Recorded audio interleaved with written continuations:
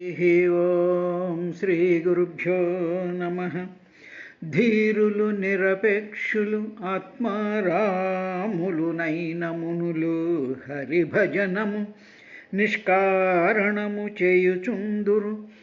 నారాయణుడటివాడు నవ్యచరిత్ర నిగమములు వేయి చదివిన సుగమంబులు కావు. ముక్తి సుభగత్వంబుల్ సుగమంబు భాగవతమను నిగమంబు పఠింప ముక్తి నివసనము బుధా.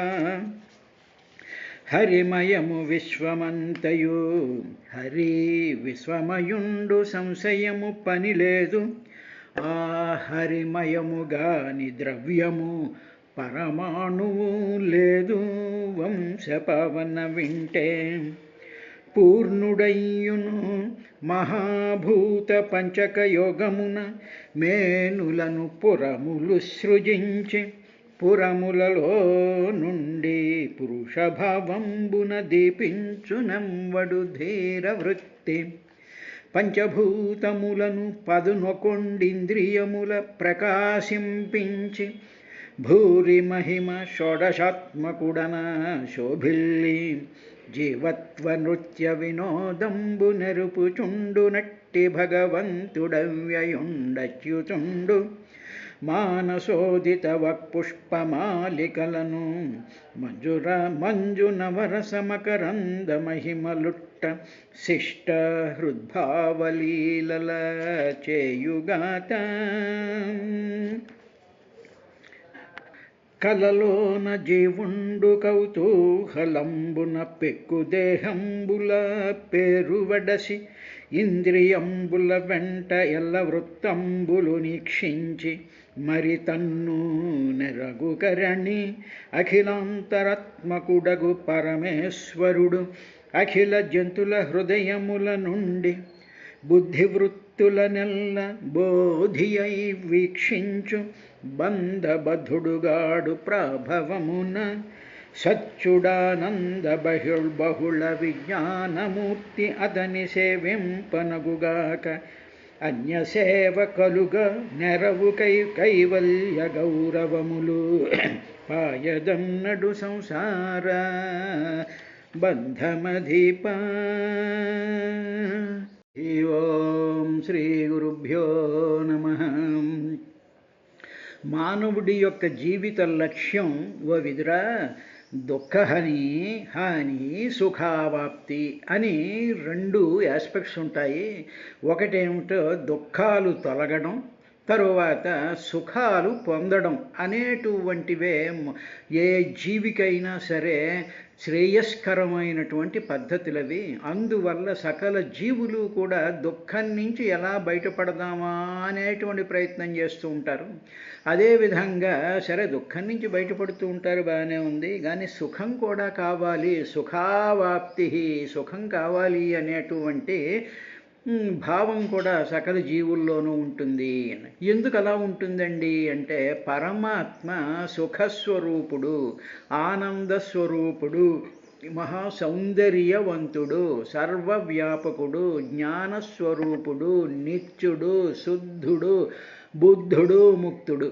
కాబట్టి ఆ పరమాత్మ మన శరీరంలో ఉన్నప్పుడు అప్పుడు ఈ శరీరం ఆయన యొక్క ఇన్ఫ్లుయెన్స్ వల్ల, ఆయన ఉండడం వల్ల ఇటువంటి లక్షణాలు కలిగినటువంటి పరమాత్మ లోపల ఉండడం వల్ల ఈ శరీరంలో ఉండేటువంటి ఆ బుద్ధి, ఆ మనసు, ఆ అంతఃకరణము ఇదంతా కూడా ఆ సుఖాన్ని పొందాలి అని, తరువాత దుఃఖం లేకుండా ఉండాలి అని, ఎప్పుడూ కూడా నిత్యము కూడా నిత్యంగా ఉండాలి అనేటువంటి ఒకానొక ఇన్ఫ్లుయెన్స్ ప్రభావం ప్రతి జీవి యొక్క శరీరాన్ని సాధనంగా చేసుకున్నటువంటి జీవుడు ప్రయత్నం చేస్తూ ఉంటాడు.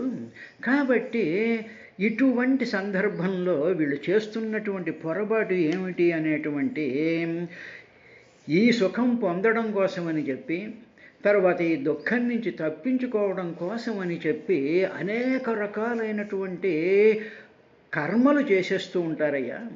ఎప్పుడైతే ఈ కర్మలలో వీళ్ళు పరిపూర్ణంగా ఇన్వాల్వ్ అయిపోతారో, కర్మయే మనకి దుఃఖాన్ని తొలగిస్తుందని, ఈ కర్మ చేయడం వల్ల మనకు సుఖం కలుగుతుంది అనేటువంటి ఒకానొక అజ్ఞానంతో కూడుకున్నటువంటి భావంతో ఎన్ ఇగ్నోరెంట్ ఒపీనియన్ ఆ ఇగ్నోరెన్స్లో కర్మలే అన్నిటికీ కూడా శ్రేష్టమైనటువంటివి అనేటువంటి భావంతో ఉంటూ ఉంటారు. కానీ కాదు. ఎందుకు కాదు అంటే కర్మలన్నీ కూడా జడము.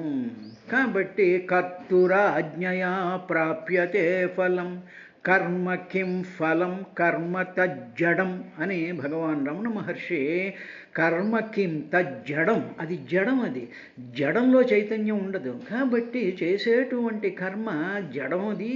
కర్మ కిం ఫలం, కర్మ చేస్తే ఫలం ఏమిటి? కర్తురాజ్ఞయా ప్రాప్యతే ఫలం, కర్త అన్నిటినీ చేసేటువంటి వాడు, మూల కారణమైనటువంటి వాడు, అన్నింటినీ తన కంట్రోల్లో ఉండేటువంటి ఈశ్వరుడే కర్త. కాబట్టి ఆ కర్తురాజ్ఞయా ప్రాప్యతే ఫలం, ఆయన ఆజ్ఞ వల్లే ఫలం ప్రాప్తిస్తుంది. కానీ ఆ ఫలాన్నిచ్చేటువంటి ఆ పరమాత్మ హృదయంలో ఉండి, ప్రాణరూపంలో ఉండి, ఇంద్రియాలను చైతన్యవంతం చేసి వాటిని కదిలిస్తూ మన బుద్ధిలో ఉంటూ మనకి తెలివినిస్తూ ఎప్పుడు మేల్కోవాలో, ఎప్పుడు పడుకోవాలో, ఎప్పుడు తినాలో అనేటువంటి వాటిని తన ప్రాణశక్తి ద్వారా ఆయన కంట్రోల్ చేస్తూ ఉండి ఆ కంట్రోలింగ్లో తాను ఏమాత్రము దాంతో బద్ధుడు కాకుండా ఉంటాడో అటువంటి పరమాత్మయే హృద్దేశే తిష్టతి అర్జున అని చెప్పాడు. కాబట్టి హృదయంలో ఉన్నాడయ్యా. అందువల్ల యు రెడ్యూస్ యువర్ కర్మాస్, నీ రకరకాలైనటువంటి వ్యాపకాల నుంచి నువ్వు వెనక్కి వితుడ్రా అయిపోయి నువ్వు పరమాత్మనే జ్ఞానించినట్లయితే ఏం జరగాలో, ఎలా జరగాలో, నీకు ఏమిటి శ్రేయస్సో అనేటువంటి కర్తురాజ్ఞయా ప్రాప్యతే ఫలం అనేటువంటి విషయాన్ని చెప్పాడు. ఏమండి మరి ఐన్స్టీన్కి ఆ బుర్ర ఎక్కడి నుంచి వచ్చిందండి అన్నాం అనుకోండి. ఐన్స్టీన్కి బుర్ర ఏమిటంటే వాళ్ళ అమ్మ ఇవ్వలేదు, వాళ్ళ బాబు ఇవ్వలేదు. ఐన్స్టీన్కి ఆ శాస్త్రానికి సంబంధించినటువంటి ఆ జ్ఞాన స్వరూపం అంతా కూడా విశ్వంలో ఉండేటువంటి అనంతమైనటువంటి సరస్వతి శక్తి యొక్క ప్రవాహం ఆ ఐన్స్టీన్ మైండ్లోకి వెళ్ళి ఆ బ్రెయిన్లో ఆ ఆలోచనల్ని, ఆ మెకానిజమ్స్ని, ఆ ఇంటెలిజెన్స్ని ఇచ్చింది. అదే తప్ప ఐన్స్టీన్ తల్లి తండ్రి జీన్స్ వాళ్ళ పూర్వుల యొక్క జీన్స్తోనూ రావండి. జీన్స్తో వచ్చేవి అవి కాదు. కళ్ళల్లో ఉండేటువంటి రంగులు, తర్వాత ఏదో ఆయుష్, రోగాలకి, వీటికి శారీరకమైనటువంటిది తప్ప జ్ఞాన సంబంధమైనటువంటిదంతా కూడా ఆ సరస్వతి ప్రవాహంతో వస్తూ ఉంటుంది. కాబట్టి అటువంటి ప్రవాహం మనలోకి వచ్చినప్పుడు అప్పుడు ఆయా శాస్త్రజ్ఞులు కానీ, ఆ జ్ఞానులు కానీ, ఆ ఇంటెలిజెంట్ పీపుల్ కానీ వాళ్ళు పని చేస్తున్నారు అంటే దీని అంతటికీ కారణం పైనుండేటువంటి పరమాత్మ యొక్క శక్తి యొక్క ప్రవాహమే తప్ప వీళ్ళు చేసేటువంటి ఈ కర్మలు కాదు అనేటువంటి విషయం ఐన్స్టీనే దాని తర్వాత చెప్పినటువంటి విశేషం ఉంది. సరే, అదంతా వదిలేయండి. ఈ విధంగా చెప్తూ నారదుడు కర్మ మార్గంలో శ్రేయస్సు లభిస్తుంది అని చెప్పి విద్వాంసులు ఎవరూ కూడా ఒప్పుకోలేదయ్యా అని చెప్తూ ఇంకా అనేటప్పటికీ అప్పుడు ఈ ప్రాచీన బర్హి మహారాజు నారదుడికి నమస్కారం పెట్టి ఆయన ఈ విధంగా ఆయనతో డిస్కషన్ చెప్పాడు. రాజోవాచ న జానామి మహాభాగా పరం కర్మాపవిద్ధధీ బ్రూహి మే విమలం జ్ఞానం ఏన ముచ్యేయ కర్మభిః అని ఆయన చెప్పాడు. మరి ఓ మహాత్మ, నా బుద్ధి కర్మల చేత చెల్లా చెదరైపోతుందయ్యా. ఏమిటంటే పొద్దున్న లేచినప్పటి నుంచి సాయంత్రం వరకు కూడా నేను అనేక రకాలైనటువంటి కార్యక్రమాల్లో పడి కొట్టుకుపోతూ ఉన్నాను. నా బుద్ధి అంతా చెల్లా చెదరైపోతుంది. ఇప్పుడు ఈ పని చేయాలి, తర్వాత అప్పుడు ఆ పని చేయాలి, తర్వాత ఈ పని చేయాలి, ఇక్కడికి వెళ్ళాలి, అక్కడికి వెళ్ళాలి, వాళ్ళతో మాట్లాడాలి, ఈ సైన్యాన్ని ఇలా నడపాలి, ఈ ధనాగారాన్ని ఇలా నడపాలి, నీ వచ్చినటువంటి వాళ్ళతో ఇలా మాట్లాడు అనేటువంటి విధంగా నా బుద్ధి చెల్లా చెదరైపోతుంది అని ఆయన చెప్తూ ఆయన ఈ విధంగా అనేటువంటి దానికే కర్మ అపవిద్ధధీహి అన్నాడు. అపమార్గం అన్నమాట. అంటే డిఫరెంట్ డైరెక్షన్స్లోకి మైండ్, మన ఇంటెలిజెన్సు, మన స్పృహ, మన ఇంద్రియ చాలనాలు కూడా అనేక రకాలైనటువంటి డైవర్షన్స్లోకి అపవిద్ధధీహి. ధీహి అంటే బుద్ధి, అపవిద్ధం అంటే ఏమిటి? డిఫరెంట్ డైరెక్షన్స్లోకి మైండ్ వెళ్ళిపోతూ ఉంటుంది. అదేవిధంగా మనం కూడా చూస్తాం అనుకోండి, ఇంట్లో ఏం చేస్తూ ఉంటారంటే మామూలుగా ఖాళీగా కూర్చుని కాసేపు నామజపం చేసుకుందాం, కాసేపు కాళ్ళు చేతులు కదపకుండా ఆ భగవంతుడి విగ్రహాన్ని మనసులో ధ్యానించేద్దాం అని చెప్పి ఇంట్లో ఆడవాళ్ళు కానీ మగవాళ్ళు కానీ పిల్లలు కానీ ఎవరు కూడా ఒక్క నిమిషం పాటు ప్రశాంతంగా కూర్చోలేరు. కారణం ఏమిటంటే బుద్ధి అపవిద్ధది చెల్లాచెదరైపోతూ ఉంటుంది.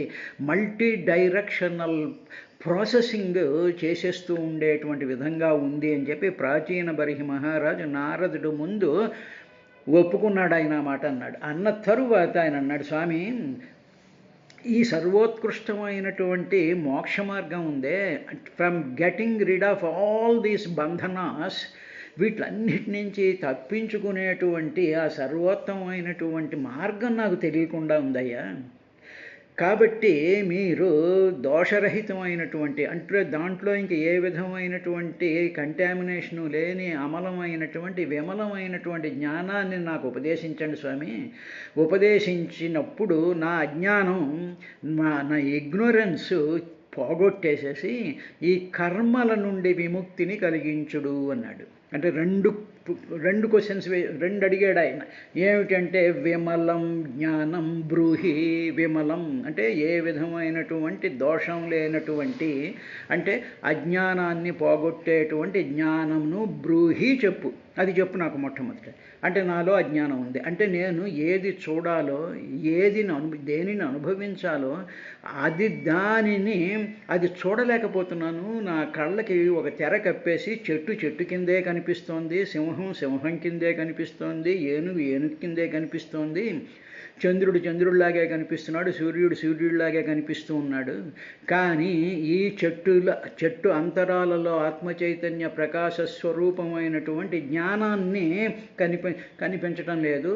అంటే నా కళ్ళకి అజ్ఞానం పొరలు కమ్మేయి, క్యాటరాక్ట్ వచ్చింది. అదేవిధంగా చంద్రుని చూస్తే వాడేదో పెద్ద మట్టి ముద్ద అనుకుంటున్నాను, కానీ ఆ చంద్రుడు ఆ విధంగా ఫార్మ్ అవడానికి కారణభూతుడైనటువంటి ఆ మహాత్ముడి యొక్క ఆ ప్రకాశం, ఆ తేజస్సు, లేకపోతే ఆ మెకానిజం నేను చూడలేకపోతున్నాను. సూర్యుడిని ఏదో బర్నింగ్ సోర్స్ ఆఫ్ ఎనర్జీ అనుకుంటున్నాను, కానీ ఆ ఎనర్జీ సిస్టమ్ అంతా కూడా నీలో నుంచే వచ్చి ఒక సూర్యగోళం కింద ఫార్మ్ అయింది అనేటువంటి విషయాన్ని నేను చూడలేకపోతున్నాను. కాబట్టి అటువంటి అజ్ఞానాన్ని నాకు పోగొట్టి ఒకటి పోగొట్టు, అంటే అప్పుడు నిన్ను చూడగలిగినటువంటి స్థితి ఒకటి కలుగుతుంది నాకు. ఇక రెండోది కర్మల నుండి విముక్తిని కలిగించు. ఇది చాలా ఇంపార్టెంట్ అండి. కర్మల నుండి విముక్తి కలిగించు అంటే లేనిపోని కర్మలన్నీ నెత్తి మీద వేసుకోవడం, ఈ పని చేయడం, ఆ పని చేయడం, వీళ్ళ కోసం ఆ పని చేయడం, వాళ్ళ కోసం ఆ పని చేయడం, ఇంట్లో రకరకాల ఖాళీగా కూర్చుంటే ఆ గిన్నెలు సర్దా, ఈ బట్టలు సర్దా, ఈ దుప్పటలు తీసా, ఈ దులుపులు చేయడం, నిరంతరం ఉండి అబ్బో ఆయన చాలా బిజీ అండి, ఆయన చాలా యాక్టివ్ అండి. ఇవన్నీ యాక్టివిటీ కాదు. ప్రాచీన బర్హి అంటే ఏమిటి? తూర్పు దిక్కుగా మేల్కొని సూర్యోదయంతో చీకట్ల నుంచి వెలుగుల్లోకి వచ్చి ప్రవర్తించేటువంటి శరీరానికే రాజైనటువంటి జీవస్వరూపమైనటువంటి ప్రాచీన బర్హి మహారాజు అడుగుతున్నాడు, కర్మల నుండి విముక్తిని చేయము. కర్మ బిహిముచ్యేయ, ఈ కర్మల నుంచి నన్ను విముక్తిని చేయి. అంటే ఏమిటంటే బద్ధకంగా లేజీగా పని పాట లేకుండా చెయ్యి అని అనటం లేదు. చేసేటువంటి కర్మలన్నీ కూడా నిష్కామంగా, ఫలం మీద ఏ విధమైనటువంటి సంగత్వం లేకుండా, ఆసక్తి లేకుండా, అది ఒక యోగం. కర్మసు కౌశలం. నిన్నే తలుచుకుంటూ నువ్వే లోపల నుండి ఈ కర్మలన్నీ కూడా నా శరీరంలో ఒక ఎనర్జీ సిస్టమ్ కింద ఉండి నా శరీరంలో నువ్వంతా నిండిపోయి నీ యొక్క ఆ రిమోట్ కంట్రోల్ చేత నా శరీరం చేత నా మనసు చేత నా బుద్ధి చేత నాకు ఉండేటువంటి శాస్త్ర జ్ఞానం చేత ఇవన్నీ కూడా నువ్వే చేయిస్తున్నావయ్యా, అవన్నీ ఆ రూపాలన్నీ నువ్వేను అనేటువంటి భావంతో కర్మలు చేయాలి. అంతే తప్ప బద్ధకంగా కూర్చోమన్నాడండి, అది చెప్పమన్నాడు నారదుడు, అది చెప్పడండి. నారదుడు ఆ విధంగా చెప్పేటువంటి వాడు కాదు. కాబట్టి అలా అన్ని తర్వాత ఇంకా ఆయన ఉన్నాడంటే గృహస్థులకు ఉండేటువంటి ప్రాబ్లం చెప్తూ, గృహేషు కూటధర్మేషు పుత్రదారధనార్ధధీ నపరం విందతే మూఢో భ్రామ్యం సంసారవర్త్మసు. గృహేషు, గృహస్థుడు ఉంటాడు చూసావా స్వామి, ఈ గృహస్థు ఏం చేస్తుంటే ఇంటిలో తన సంతానమైనటువంటి తన సంతానం, భార్య, ధనం అనునవే పురుషార్థ భావాలు అనుకుంటూ ఉంటాడు. ఎందుకంటే నా భార్య పిల్లల్ని పోషించుకోవాలని ఉద్యోగం చేస్తున్నానండి, ఎందుకంటే వాళ్ళకి తిండి పెట్టాలి, వాళ్ళని కన్నాను కాబట్టి వాళ్ళు బాగోగులు చూడాలి, వాళ్ళు పెళ్ళిళ్ళు చేయాలి, వాళ్ళు ఒడుగులు చేయాలి, వాళ్ళు చదువులు చదివించాలి, ఇవన్నీ చెయ్యాలి అనేటువంటి ఒకానొక భావము ఆ మనిషిని కంప్లీట్గా కప్పేస్తూ ఉంటుంది. భార్యతో సంసారం చేయాలి, సుఖంగా పెట్టాలి, ఆవిడ్ని జాగ్రత్తగా చూసుకున్నట్లయితే తిండి మహాన్ని వారేస్తుంది, అది తింటూ ఉంటాం, ఇది బాధ్యత అనేటువంటి భావనలో వ్యామోహితుడై ఉండిపోతూ ఉంటాడు.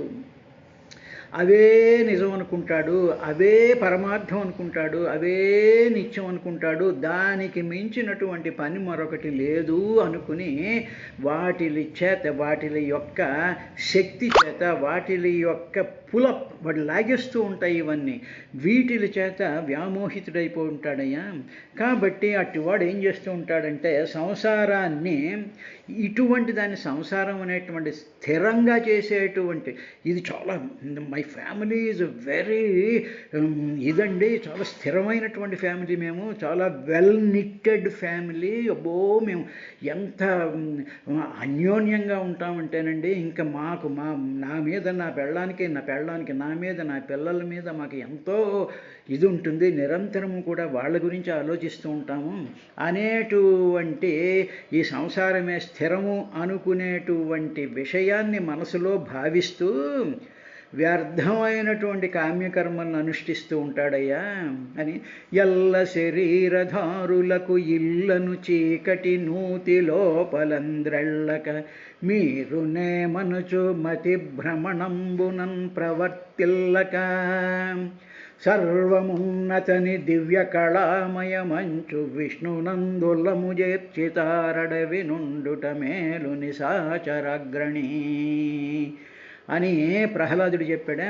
అచ్చపు చీకటింబడి గృహవ్రతులై చచ్చుచు పుట్టుచుం చర్విత చర్వణులైన వారికి, అటువంటి చస్తూ ఉంటాడు, పుడుతూ ఉంటాడు, ఈ ఇల్లే ఇది అనుకుంటాడు, ఈ ఫ్యామిలీయే అనుకుంటాడు, ఇదే అనుకుంటూ ఉంటాడు. వాడు ఇంకా పని పాట ఏమి ఉండదు. నా పిల్లలకి ఈ చీర కొన్నానండి, మా పిల్లలకేమో ఇవి ఇచ్చానండి, నా పిల్లలకి ఇంత ఆస్తి ఇచ్చానండి, నేను ఇచ్చేసానండి, గుడికి ఎంత విరాళాలు ఇచ్చేసానండి, ఇటువంటి వాటిల్లో వాడు చాలా ఇన్వాల్వ్ అయిపోతూ ఉంటాడండి స్వామి. గృహేషు కూటధర్మేషు పుత్రధారధనార్థాధీ ధీహి, వాడి బుద్ధి నిండా ఇవే ఉంటాయి, ధన అర్ధధీహి, బుద్ధిలో ఇవే ఉంటాయి. ఇవన్నీ కూడా చాలా లైట్ అయినటువంటి ఆస్పెక్ట్స్. అయ్యాకే కుర్రాన్ని స్కూల్లో జాయిన్ చేయంతే వదిలేసాయి. ఇంకా వాడి గురించి నానా ఇది పడిపోయి నీ బుర్రలో ఏదో రీసెర్చ్ చేసుకోవాలి, ఏదో పురాణం చదువుకోవాలి, భగవద్గీతలో చదువుకోవాలి, దాంట్లో ఉండేటువంటి ధ్యానం చెయ్యాలి అనేటువంటిది కూడా బుర్రలో పెట్టుకో. కుర్రాన్ని వదిలేయమని చెప్పటం లేదు. గృహస్థాశ్ర ధర్మాన్ని పాటిస్తూ ఉండేటువంటి దాంట్లో 10%, 20% దాని మీద పెట్టి మిగతా ధీహి నీ బుద్ధిని ఏదో శాస్త్ర పరిశోధనకో, సత్యాన్వేషణకో, జ్ఞాన సముపార్జన కోసము బుద్ధిని పెట్టుకోవాలి. కానీ పుత్రదార ధనార్థీదీహి నపరం విందతే, పరం అంటే ఆ మోక్షం గురించి నా విందతే, అసలు పొందటం లేదయ్యా స్వామి, మేము మాలాంటి వాళ్ళము. ఇలాగా మూఢో బ్రాహ్మ్యన్న, మూఢుడైపోయి, అంటే మూఢుడు అంటే వ్యామోహం చెందిపోవడం అనమాట. To get attracted by all the things, అది మూఢత్వం అంటే. మూఢత్వం అంటే ఇట్ ఈజ్ నాట్ ఫూల్ అని కాదు అక్కడ అర్థం. To get attracted by all the things. అందుకనే చూడండి, సెల్ ఫోన్ చూసామనుకోండి, ఇంకా ప్రతిదీ కూడా యూట్యూబ్లో ఏది కనిపిస్తే దాంతో అట్రాక్ట్ అది మూఢత్వం అంటే. దాని నుంచి ఏదో వీడికి ఇన్ఫర్మేషన్ వచ్చేస్తున్నట్టు, వీడికి ఏదో జ్ఞానం పెరిగిపోతున్నట్టు, వీడేదో చాలా ఇదిలోకి వెళ్ళిపోతున్నట్టు భావించుకుంటూ దాంట్లో పడి కొట్టుమిట్టుకులాడేటువంటి స్థితిలో మానవులు ఉన్నారు స్వామి. అటువంటి వాడికి నా విందతే పరం, వాడికి మోక్షం కలగటం లేదు అన్న తరువాత ఈ విధంగా మన ప్రాబ్లంని ప్రాచీన బర్హి మహారాజు ఆ కాలంలో నారం దదాతి నారద, మనలోనే ఉండేటువంటి ఆ జ్ఞానానికి ముందు సవినయంగా ఈయన ప్రజెంట్ చేశాడు నారదుడికి. దీనినే పోతన గారు అనఘ మునీంద్ర మహాభాగ ఏను కర్మాపహత జ్ఞాని నగుచు మోక్షమెరుగంగలేనైతి.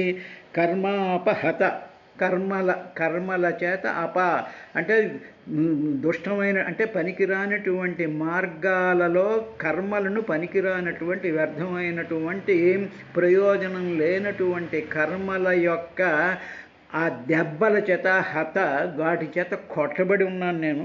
అగుచు మోక్షం ఎరుగంగలేనైతి. I'm unable to get out of these things.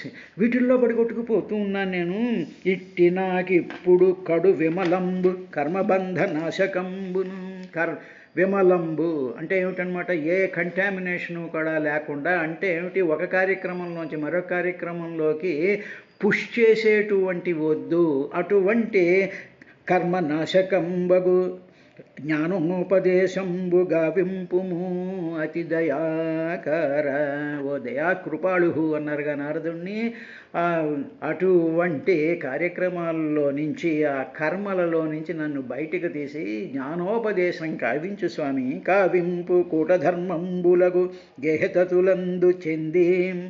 ఈ కూటధర్మాలు అంటే ఏమిటన్నమాట, ఈ ప్రాపంచికమైనటువంటి, వ్యక్తిగతమైనటువంటి, శారీరకమైనటువంటి, అనిత్యమైనటువంటి, నిత్యము దుఃఖహేతువులైనటువంటి కూటధర్మంబులగు గేహతతులందు, ఈ ఇల్లు, ఈ భూములు, ఈ కార్లు, ఈ ఆభరణాలు, ఈ చీరలు, ఈ వీటిల మీద, ఈ కొత్త కార్యక్రమాలు, వీటిల మీద గేహతతులందు చెంది జాయాతనూజదనాధికములే. జాయ అంటే భార్య, పుట్టినటువంటి పిల్లలు, మనవలు, తర్వాత మనకు ఉండేటువంటి ఎఫ్డీలు, మనకు ఉండేటువంటి విరాళాలు, మనకు ఉండేటువంటి రకరకాలైనటువంటి సంపదల గురించి ధనాధికములే భూరి పురుషార్థములుగా బుద్ధి తలచు. నా బుద్ధి అంతా దాంతోనే తలుస్తుంది. వాడు ఎంత ఇంటెలిజెంట్ అవనివ్వండి, ఎంత సైంటిస్ట్ అవనివ్వండి, ఎంత ఉన్నతమైనటువంటి పదవుల్లో ఉన్నటువంటి వాడు అవనండి, వాడు ఇవే కదండి ఉన్నాడు. నా కొడుకు ఐఏఎస్ అండి, నా కొడుకు ఐపీఎస్ అండి, నాకు ఎంత ధనం ఉందండి, నేను రిటైర్ అయినా 10 తరాల పాటు తినగలిగినటువంటి ఆస్తి అంతా కూడా చాలా బాగా కబ్జాలు చేసేసి, ఇన్కమ్ ట్యాక్స్లు ఎగ్గొట్టేసేసి ఇవన్నీ సంపాదించుకున్నాను నేను. మంచి డ్రెస్సులు వేసుకుంటాను, ఈ కారుల్లో తిరుగుతుంటాను, ఆ కారుల్లో తిరుగుతుంటాను, ఈ వ్యాపారాలు చేస్తాను, ఈ భూమిని కబ్జా చేస్తాను, ఇలాగా రకరకాలైనటువంటి దాంతో వీళ్ళకు ఉండేటువంటి తెలివితేటలు, వీళ్ళకు ఉండేటువంటి క్వాలిఫికేషన్స్, వీళ్ళకు ఉండేటువంటి అహంకారాల చేత వీటిల్నే భూరి పురుషార్థములుగా బుద్ధి తలచు. పురుషార్థము అంటే ఏమిటనమాట, ప్రయోజనం. ఇవే ప్రయోజనం, అర్థం అంటే ప్రయోజనం. వీటిల్నే ప్రయోజనం కింద ధర్మార్థకామ మోక్షాలు అనుకుంటూ ఉన్నారు. అటువంటి మతి విహీనుండు. మాత్రం మతి అంతా కూడా హీనమైపోయింది. నా మతి చాలా గొప్పగా ఉందనుకుంటున్నాడు, కానీ వాడి మతి అంతా కూడా, వాడి కారుకి ఏదైనా సొట్ట పడింది అంటే అప్పుడు వాడి యొక్క బ్రెయిన్ చూడాలి. వాడు ఇంకా అక్కడి నుంచి ఆ కారు సొట్ట పడింది, దాన్ని తీయడానికి 10,000 అనగానే మెయింటెనెన్స్ కాస్ట్ ఎక్కువైపోతుంది అంటాడు. నీళ్లు రాకపోతే గొడవ, తర్వాత కరెంటు పోతే కంగారు పడిపోతూ ఉంటాడు. ఎవడైనా వచ్చి ఇన్కమ్ ట్యాక్స్ వాడు రైడ్ చేసేటప్పటికి వాడు ఇంకొకరిని పట్టుకుని వాడిని కాబట్టి దాని నుంచి అలాగా వాడి మనసంతా విహీనమైపోతూ ఉండేటువంటి సంసార మార్గములను పరిభ్రామ్యమానుడై అలాగా వీటిని మధ్యలో భ్రమిస్తూ ఉంటాడు. అంటే భ్రమణం అనమాట, అంటే కంటిన్యూస్గా తిరుగుతుంది, భూమి భ్రమిస్తూ ఉంటుందిగా. అలాగ వీడి బుద్ధి, స్వామి మా బుద్ధులన్నీ ఇలాగా ప్రవిభ్రామ్యమాణుడై యోగిని మోక్షపదమునందగజాలడు భవ్యచరిత. He doesn't want to come out of this tangle, this sort of జంఝాటాల్లో నుంచి బయట పడదాము అని మాత్రము వీడు ఎప్పుడూ తలుచుకోడు. ఇదే పురుషార్థం అనుకుని చేస్తూ ఉన్నాం అలాంటి వాళ్ళం స్వామి. అనవుడు అతనికి అతడను అనగా ఈ అధ్వరంబులందును గృపమాలిని నీచే విశంసింపంజని కూలిన పనులు వేల సంఖ్యల గనుమా అని చెప్పిన తర్వాత నారదుడు ఆయనకి ఆ సొల్యూషన్ చెప్తూ ఈ బుద్ధులు ఈ విధంగా ఉండడం వల్ల ఏం జరుగుతుంది అనేటువంటి విశేషాన్ని రేపటి కార్యక్రమంలో నారదుడు ప్రాచీన బర్హి మహారాజ్ కంటే మనకి ఆయన ఎక్స్ప్లెయిన్ చేయడం ప్రారంభిస్తాడు. రేపటికి శ్లోకాలని చూద్దాం.